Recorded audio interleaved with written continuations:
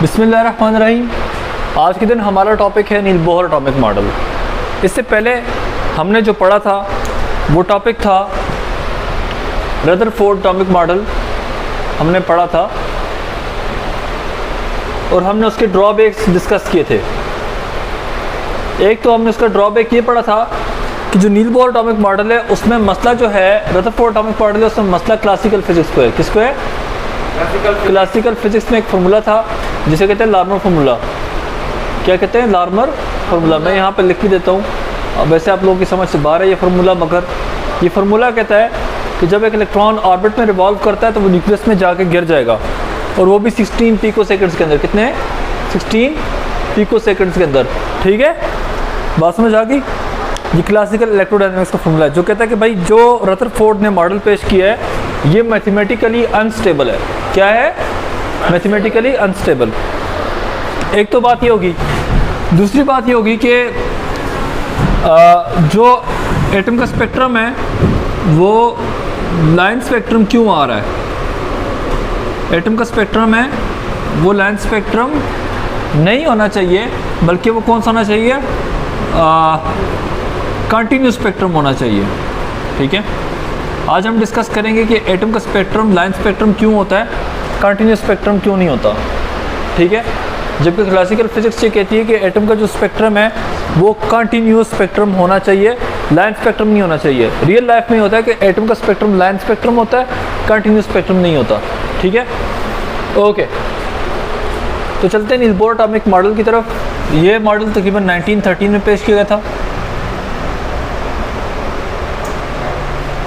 Proposed by nil Bohr.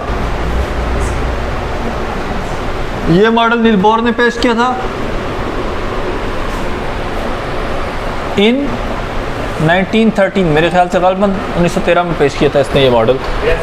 और इस model में ये मॉडल जो था basically based on quantum theory, based on quantum theory. भाई क्वांटम थ्योरी, ये क्वांटम थ्योरी प्रपोज की थी मैक्स प्लांक्स की थ्योरी थी। ठीक है, मैक्स प्लांक्स एक साइंटिस्ट का नाम है, जर्मनी में इसके नाम पे एक इंस्टीट्यूट भी है, मैक्स प्लांक इंस्टीट्यूट, बड़ा मशहूर इंस्टीट्यूट है।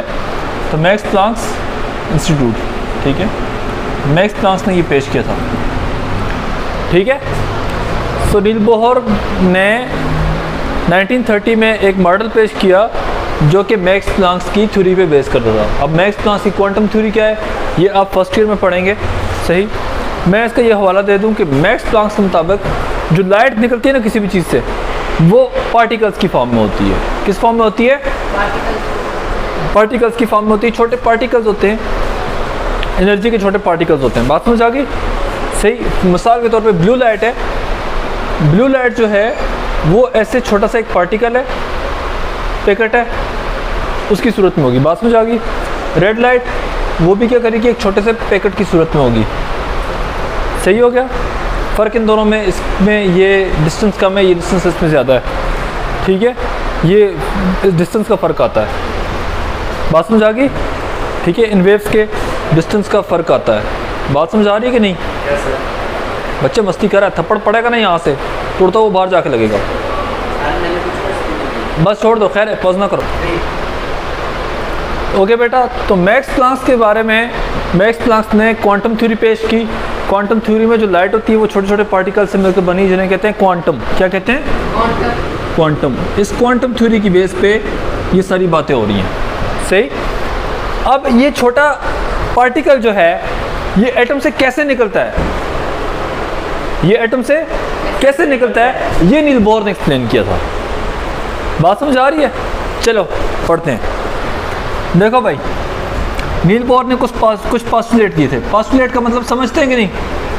Yes sir. पोस्टुलेट का मतलब होता है आप ईमान ले आओ। भाई आप ईमान ले आओ। पोस्टुलेट पे क्या करते हो? आप ईमान ले आते हो। पोस्टुलेट को क्वेश्चन नहीं करते होते कि ऐसा क्यों, ऐसा क्यों नहीं है।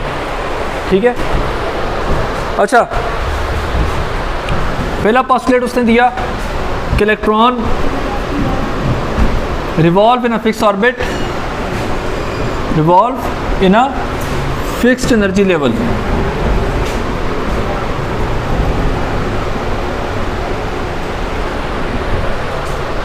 around a nucleus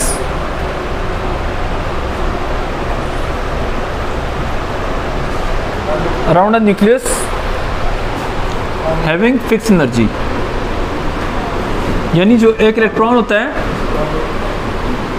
जो कि ऑर्बिट में रिवॉल्व करता है, ठीक है, उसकी एक फिक्स्ड एनर्जी होती है, उसके पास एक अपनी एनर्जी होती है, उस ऑर्बिट की अपनी एनर्जी होती है। मिसाल के तौर पे यहाँ पे मैं एक प्रोटॉन बना रहा हूँ और यहाँ पे एक इलेक्ट्रॉन है, ऑर्बिट में रिवॉल्व कर रहा है, तो इस इलेक्ट्रॉन के पास अपनी एनर्जी होगी, इस ऑर्बिट की अपनी एनर्जी है। बात समझ आ गई?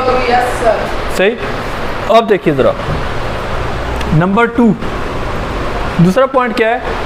The energy of orbit, the energy of orbit is directly proportional to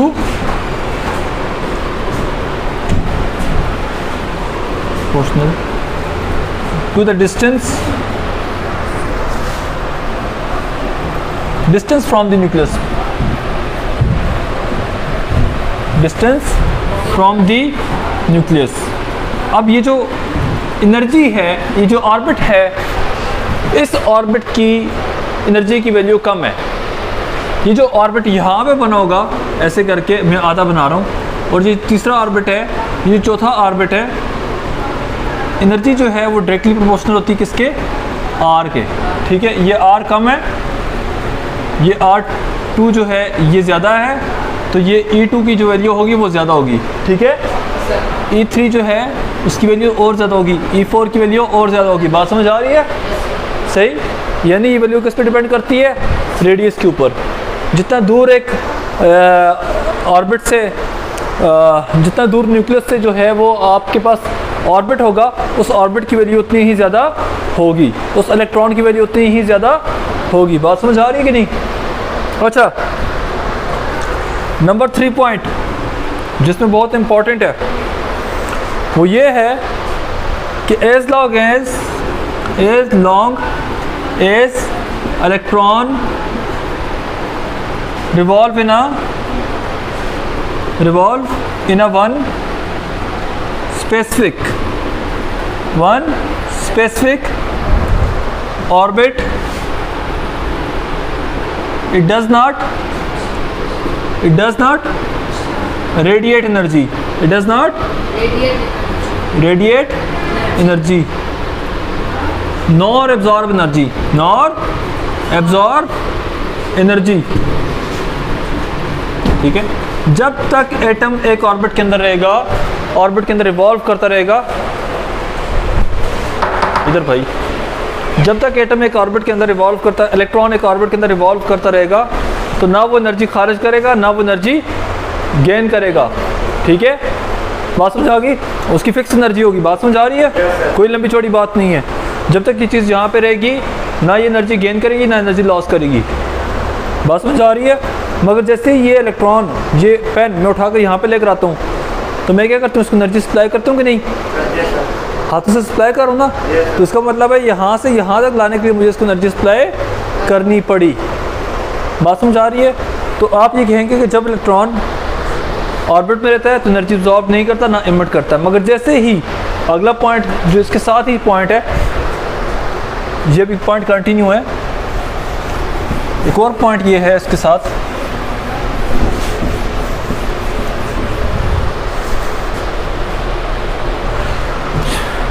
absorb nor absorb energy, but when electron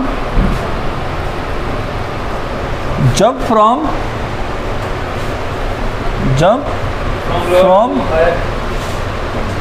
lower to higher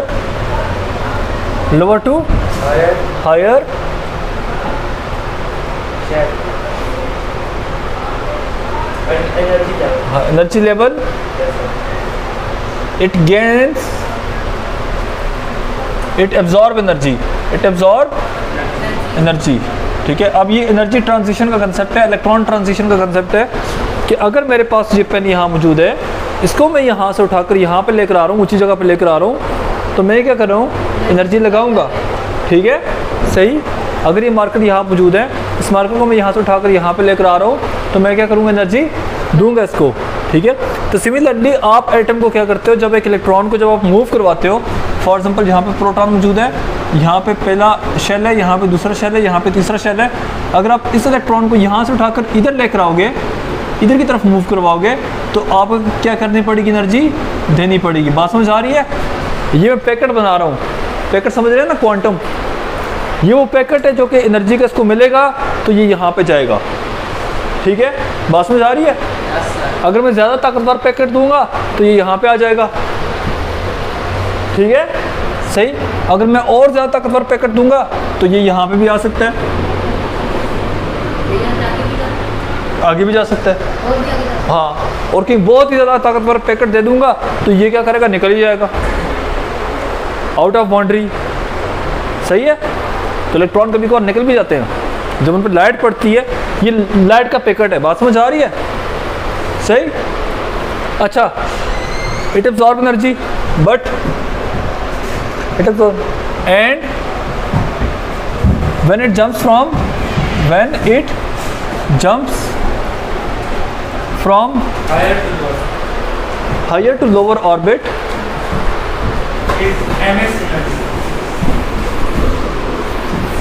ये नोट कर लीजिएगा बाद में।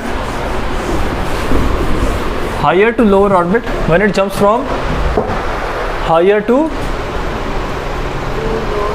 लोअर एनर्जी लेवल,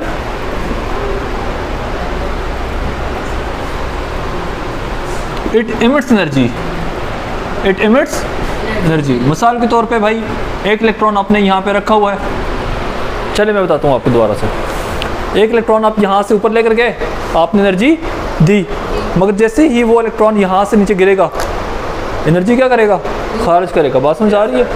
ये देखिए मैं पेन को फेंकता हूँ, एनर्जी दी कि नहीं इसने, आवाज़ आई कि नहीं? ठीक है, तो यानी इलेक्ट्रॉन भी इस तरह करेगा, जब हायर ऑर्बिट से नीचे की तरफ आएगा तो वो एनर्जी खारिज करेगा। ठीक है, साउंड की फॉर्म में नहीं, लाइट की फॉर्म में। बात समझ आ रही है? मैं बताता हूँ। मिसाल के तौर पे एक इलेक्ट्रॉन यहाँ पे, दूसरा इलेक्ट्रॉन यहाँ पे, तीसरा इलेक्ट्रॉन यहाँ पे। ठीक है, अगर ये इलेक्ट्रॉन यहाँ से इधर जाएगा, ठीक है, तो ये एनर्जी खारिज करेगा। ठीक है, अगर ये वाला यहाँ से इधर जाएगा तो ये भी एनर्जी खारिज करेगा, कुछ इस तरह की होगी। और जब ये वाला जंप करके यहाँ से इधर जाएगा तो ये और तेज़ किस्म की एनर्जी खारिज करेगा, इस तरह की। बात समझ आ रही है? ये वाली आराम से हल्की हल्की जा रही है, ऐसे टहलती जा रही है, ये वाली तेज़ी से जा रही है, और ये वाली, ठीक है, एक बंदे को मैं प्यार से पकड़ के ऐसे 2-3 थप्पड़ मारूं, कुछ नहीं होगा। एक को मैं ऐसे, ठीक है, वाइब्रेशन ज़्यादा, और एक को मैं इकट्ठी 4-5 खींच दूँ। बात समझ आ रही है? सही। तो ये जो एनर्जी है ये ज़्यादा ताकतवर है, क्योंकि इसमें ये सर्कल ज़्यादा बने हुए हैं। ठीक है, सही। आपने याद ये नहीं करना कि किस वक्त एनर्जी ज़्यादा रिलीज़ हो रही है, किस वक्त एनर्जी कम रिलीज़ हो रही है। आपने सिर्फ ये याद करना है कि जब आप इलेक्ट्रॉन हायर ऑर्बिट से लोअर ऑर्बिट में जंप करेगा तो वो क्या करेगा, इलेक्ट्रॉन वो एनर्जी खारिज करेगा। बात समझ आ गई? बात समझ आ गई है? ठीक है। अच्छा, अब मज़े की बात, ये जो एनर्जी है जो कि इमिट होती है, ये आपके पास इक्वल हो जाएगी delta E equals to E2 minus E1। सही। मिसाल के तौर पे यहाँ से इलेक्ट्रॉन जंप करके इधर जा रहा है तो ये कितने नंबर वाला ऑर्बिट है, 4 वाला। कितने वाला है? E4 और E1। तो इस केस में हमारे पास एनर्जी क्या हो जाएगी, delta E equals to E4 minus E1। बात समझ आ गई है? जी बेटा, क्वेश्चन है कोई? सर आपने कहा जब हम इसको लिख सकते हैं तो ये साउंड की फॉर्म में नहीं करेगा, लाइट की, हाँ, लाइट की फॉर्म में कैसे? लाइट की फॉर्म में कैसे करेगा? अच्छा भाई, सवाल ये उठ रहा है कि लाइट की फॉर्म में कैसे करेगा। अब मेरा सवाल ये है कि जब इलेक्ट्रॉन यहाँ से इधर गया था तो इसने जो एनर्जी एब्जॉर्ब की थी किस फॉर्म में की थी, लाइट की फॉर्म में की थी। जब ये वापस इधर आएगा तो वही लाइट दोबारा इमिट कर देगा। ठीक है, अब ये यहाँ से उठ के इधर जा रहा है तो जितनी इसने एनर्जी ली थी वही एनर्जी वापस रिटर्न होने पे दोबारा खारिज करेगा। बात समझ आ रही है? Yes sir. तो इसी कंसेप्ट को हम यूज़ करते हैं। हम क्या करते हैं, बल्ब के अंदर लाइट की फॉर्म में क्यों ये इमिट और रिलीज करेंगे? बेसिक प्रिंसिपल है भाई, हमने उसने पोस्टुलेट पेश किया ना। यस उसने क्वांटम को एक्सप्लेन नहीं किया। अब क्यों करता है क्यों नहीं करता ये तो मुझे भी नहीं पता, और ये मॉडल कंप्लीट भी नहीं है। ठीक है, सही, ये मॉडल कंप्लीट नहीं है। अच्छा, अक्सर बच्चे पूछते हैं बुक में कंप्लीट नहीं है वैसे। क्या? बुक में कंप्लीट नहीं, वैसे भी कंप्लीट नहीं है। कोई भी मॉडल है ना वो कंप्लीट नहीं होता। अक्सर बच्चे सवाल पूछते हैं, सर रदरफोर्ड एटॉमिक मॉडल गलत था, क्यों पढ़ाया जाता है? नील्स बोर एटॉमिक मॉडल गलत था, क्यों पढ़ाया जाता है? तो भाई मैं आपको यहाँ पे श्रोडिंगर मॉडल पढ़ाऊँगा तो आप परेशान हो जाओगे। श्रोडिंगर मॉडल बहुत कॉम्प्लिकेटेड है। असल में हम आपको सिखाना क्या चाह रहे हैं? हम आपको सिखाना चाह रहे हैं मॉडलिंग। रदरफोर्ड पढ़ाने का मतलब ये होता है कि आपको मॉडलिंग समझ आए। ठीक है, वो मॉडलिंग नहीं जो टिकटॉक के लड़के करते हैं। ठीक है, ये दूसरी मॉडलिंग है। सही, ये टिकटॉक वाली मॉडलिंग नहीं कि लड़का बन के लड़कियों जैसी हरकतें करता फिरे। ठीक है, तो मॉडलिंग ये दूसरी मॉडलिंग है। यानी रदरफोर्ड का एटॉमिक मॉडल पढ़ने के बाद, नील्स बोर एटॉमिक मॉडल पढ़ने के बाद आपको मॉडलिंग की समझ आती है। बात समझ आ रही है कि किस तरह से आप मॉडलिंग करते हैं, किस तरह से एटम को मॉडल किया जाता है, किस तरह से मॉलिक्यूल्स को मॉडल करते हैं। ठीक है, whatever you are studying mostly चीज़ें इसमें रॉन्ग होती हैं। ठीक है, हम आपको मॉडलिंग करना सिखाते हैं, आपको कीड़े निकालना सिखाते हैं कि भाई इसमें ये प्रॉब्लम थी, इसमें ये प्रॉब्लम थी, इसमें ये प्रॉब्लम थी। हम आगे बढ़ते जाते हैं ताकि आपको ज़िंदगी में चीज़ें, गलतियाँ तलाश करना और उन गलतियों को ठीक करना है। बात समझ आ रही है? तो केमिस्ट्री में हम करते ही है। सही, नथिंग इज परफेक्ट। सही, किसी को कोई सवाल है? तो इंजीनियर क्या करता है? मॉडलिंग करता है। साइंटिस्ट क्या करता है? मॉडलिंग करता है। तो आप मॉडलिंग करते हो। ठीक है, सही। इस चैप्टर को पढ़ाने का मकसद ये है कि आप मॉडलिंग सीखें। अच्छा, ये नील्स बोहर ने अपना मॉडल पेश कर दिया। अगर आप मॉडलिंग करना सीखे तो आप भी एटम का मॉडल पेश कर दोगे। बात समझ आ गई है? अगर आपने एटम का मॉडल पेश कर दिया, आपको नोबेल प्राइज़। नोबेल प्राइज़ के अंदर कितने रुपए होते हैं? 10 मिलियन। हाँ, मज़े। अच्छा छोड़ो, तो ये बेटा बात समझ आई है आपको कि नहीं? ठीक है, एक इम्पॉर्टेंट चीज़ है एंगुलर मोमेंटम। एक लास्ट पॉइंट जो है इसका वो ये है, चौथा पॉइंट है, पता नहीं पांचवा पॉइंट है, पांचवा पॉइंट है इसका। एंगुलर मोमेंटम जो है, जो इलेक्ट्रॉन का एंगुलर मोमेंटम होता है, क्या होता है वो? हमेशा क्या होता है? mvr इक्वल्स टू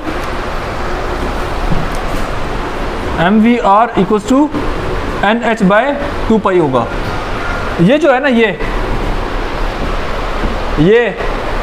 m और v क्या होता है? मोमेंटम। mv को जब मल्टीप्लाई करेंगे r के साथ, इस रेडियस के साथ मल्टीप्लाई करेंगे तो क्या आ जाएगा? Angular momentum. बात समझ आ गई है? मास को, वेलोसिटी को, और जब r को मल्टीप्लाई करेंगे क्या आएगा? एंगुलर मोमेंटम आएगा। ये कहता है कि जब भी इलेक्ट्रॉन के मास को मल्टीप्लाई करोगे, वेलोसिटी को मल्टीप्लाई करोगे, r को मल्टीप्लाई करोगे, जो वैल्यू आपके पास आएगी वो वैल्यू आपके पास h/2 के इक्वल होनी चाहिए। सही, h की वैल्यू आपको पता है 6.625 इंटू 10⁻34 जॉल सेकंड होती है। -34 जॉल सेकंड होती है, जॉल सेकंड होती है। ठीक है, जॉल पर सेकंड नहीं। अच्छा, अब यहाँ पे एक बात मैं आपको बता दूँ भाई, बड़े कमाल की बात है, एक बात समझ ले। मोमेंटम सही है। अच्छा, कोई बात नहीं। अच्छा, mvr equals to nh/2 n का मतलब क्या है भाई? पाई का मतलब आपको पता है। n का मतलब क्या है? n इक्वल्स होता है आपके पास, नहीं भाई, नाइट्रोजन 1 2 3 के। ठीक है, नेचुरल नंबर्स हैं ये। अब आपको मजे की बात बताऊं, यानी ये फॉर्मूला कहता है कि जब भी ऑर्बिट है, आपको पता है ऑर्बिट 7 क्यों होते हैं? हमने पहले पढ़ा ना, एटम के अंदर जगह खाली होती है। हमने ये भी पढ़ लिया कि यहाँ पे एटम के तकरीबन 7 ऑर्बिट होते हैं। ये तो आपको पता होगा। एटम के 7 ऑर्बिट क्यों होते हैं? और एक ऑर्बिट, किसी ऑर्बिट के अंदर 2 इलेक्ट्रॉन, किसी ऑर्बिट के अंदर 4, किसी के अंदर 6। ये क्या बात है? एटम के अंदर 7 ऑर्बिट होती है इसलिए क्योंकि जो एंगुलर मोमेंटम होता है इसको इक्वल करना होता है nh/2 के इक्वल। ठीक है भाई, ये बंद करें भाई प्लीज।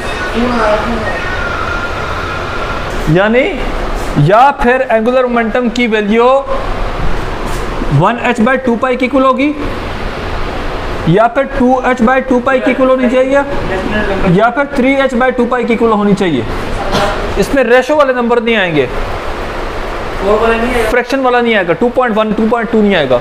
इसका मतलब क्या है, कम से कम जो मोमेंटम की वैल्यू है वो आपके पास क्या आएगी, h/2π है। यानी न्यूक्लियस रदरफोर्ड नील बोर ये कह रहा है कि इससे नीचे मोमेंटम की वैल्यू हो ही नहीं सकती, ठीक है। इसके दरमियान वाली भी वैल्यू नहीं हो सकती, या तो इससे 2 गुना वैल्यू होगी भाई, या तो फिर इससे 3 गुना वैल्यू होगी।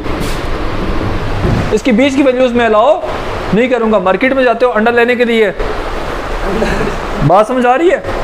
तो क्या वो आप हो सके तो 1.5 अंडा दे दो, 1.5 अंडा दे दो, देता है आपको? नहीं देता, कहता नहीं हुए 2 लेने दे, 3 लेने दे। तो यहाँ पे भी यही कर रहा है, वो कहता है 1 या 2 या 3 एंगुलर मोमेंटम चाहिए तो मेरे पास इस तरह पैकेट की फॉर्म में मिलेगा। एंगुलर मोमेंटम किस फॉर्म में मिलेगा? पैकेट की फॉर्म में। लेना तो लो, नहीं लेना तो ठीक है, दरमियान वाली वैल्यू मैं नहीं मानता। बात समझ आ रही है? ठीक है, यानी मैथ्स इलास्टिक 4h भी हो सकता है, हाँ 4h/2π भी होगा, 5h/2π भी हो सकता है, 6h/2π भी हो सकता है, बहुत हुआ 7h/2π होगा। इसमें भी वो नंबर्स होते हैं, नंबर्स हाँ 7 से ज़्यादा होता है कि नहीं होता ये मुझे नहीं पता, हो सकता है 7 से ज़्यादा हो सकता है बट एग्जिस्ट नहीं करता। तो ये 3h/2π आप कह सकते हैं, ठीक है, 3 टाइम्स, यानी h/2π के हिसाब से नाप के दे रहा है कि नहीं? Yes sir. यानी h/2π का आप ये समझें कि एक पैकेट बन गया भाई। बात समझ आ रही है? h/2π का पैकेट बन गया है। वो कहता है या तो 1h/2π लो, या फिर 2h/2π लो, या फिर 3h/2π लो। दरमियान वाली वैल्यू मुझसे नहीं एक्सपेक्ट करना। बात समझ आ रही है? तो उसकी वजह से क्या होता है? उसकी वजह से ये होता है कि ऑर्बिट फिक्स्ड होते हैं, ठीक है। आपको मज़े के बोलता हूँ, एटम के अंदर मैंने बताया था कि सारी जगह खाली होती है, ठीक है। अगर एक एटम में फॉर एग्जांपल यहाँ पे, बेटा आप इधर आ जाएं, बल्कि आप आ जाएं, पलवान इधर आ जाएं, इधर आ जाएं, मैं आपको कुछ देता हूँ। ये पकड़ें बेटा, इसको बिल्कुल छोटा छोटा कर दें, छोटा कर दें बिल्कुल इसको। इसके हाथ में एक कागज़ का टुकड़ा है, ज़रा कैमरा यहाँ पे लगाइएगा। फॉर एग्जांपल ये एक क्या है, न्यूक्लियस है, यस सर। पकड़े बेटा, और एक कागज़ का टुकड़ा यहाँ मेरे हाथ में, ज़रा इधर लगाइएगा, ठीक है। एक प्रोटॉन बेटा उसके पास है, इलेक्ट्रॉन यहाँ पे रिवॉल्व कर रहा है, ठीक है। जो अगला इलेक्ट्रॉन होगा वो हम दोनों के डिस्टेंस से बहुत ज़्यादा दूर होगा। बात समझ आ रही है? जितना आपका और इसका इतना ही होगा, इससे और ज़्यादा दूर होगा, डबल, ठीक है, हाँ डबल। और जो अगला है वो उससे तकरीबन 9 गुना ज़्यादा दूर होगा। बात समझ आ रही है? उससे अगला जो है वो 16 गुना ज़्यादा दूर होगा, ठीक है, 16 गुना ज़्यादा दूर होगा। अब मुझे ये बताएं कि ये सारे इलेक्ट्रॉन एक दूसरे से इतने दूर क्यों हैं? क्या ये अपना अपना अलग अलग ऑर्बिट नहीं बना सकते? उसको जो है, उसको जो उस जो चीज़ है, वो जो पॉइंट है, उस पॉइंट को यहाँ पे ये एंगुलर मोमेंटम एक्सप्लेन कर रहा है, ठीक है। क्योंकि अगर कोई इलेक्ट्रॉन हम दोनों के दरमियान में यहाँ पे आकर ऑर्बिट बनाना चाहता है तो एंगुलर मोमेंटम की वैल्यू क्या हो जाएगी? कम हो जाएगी, h/2π से कम हो जाएगी। तो न्यूक्लियस ये चीज़ बर्दाश्त नहीं करता, ठीक है। बात समझ आ गई? न्यूक्लियस कहता नहीं, ऐसा नहीं हो सकता भाई, एंगुलर मोमेंटम तेरा वही होगा जो मैं चाहूँगा, h/2π या 2h/2π या 3h/2π, इससे नीचे नहीं, इससे ऊपर नहीं, इसके दरमियान वाली वैल्यू नहीं, जो मैं चाहता हूँ वो हो। तो ये लिहाजा 7h/2π तक बनता है, तो ये 7 ऑर्बिट हमारे पास बनते हैं। बात समझ आ रही है? वरना अगर ऐसा होता तो फिर हर इलेक्ट्रॉन अपना ऑर्बिट बना के फिर रहा होता। ओके, ठीक है। ये नील बोर एटॉमिक मॉडल था। आपने सिर्फ बुक से पॉइंट्स रटने, याद करने और लिखने हैं, ठीक है। जो मैंने थोड़ी सी बहुत डिटेल में बातें डिस्कस की हैं, अगर आपको पल्ले नहीं पड़ी तो कोई प्रॉब्लम नहीं है, आप 3 से 4 बार लेक्चर देख लें। पल्ले पढ़ती हैं तो ठीक है, नहीं पल्ले पढ़ती तो नो प्रॉब्लम। सही, मैंने बहुत कॉम्प्लिकेटेड कर दिया चीज़ों को। ओके भाई, थैंक यू सो मच, अल्लाह हाफ़िज़।